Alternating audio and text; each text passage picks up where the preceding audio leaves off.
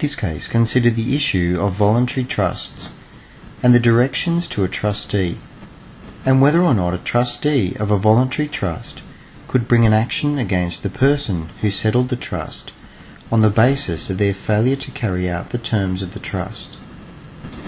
In this case, a woman made a voluntary trust which provided that her current and any future property would become part of this trust. She later became entitled to a distribution from her mother's will, but refused to include this property in the trust.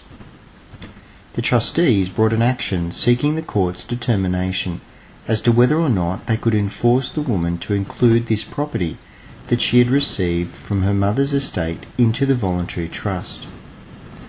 The woman argued, however, that she could not assign an expectancy, and it was ineffectual as a declaration of trust, and nevertheless the trustees was unable to enforce it anyway.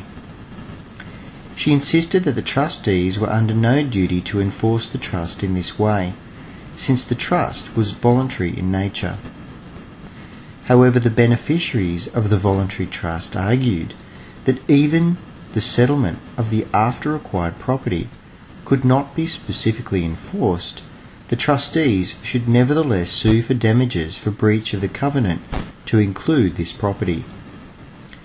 The central issue for the court, therefore, was whether or not the woman was bound to include this property into the voluntary trust, and whether or not the trustees could sue for damages for a breach of the covenant to include the property. The court ultimately held that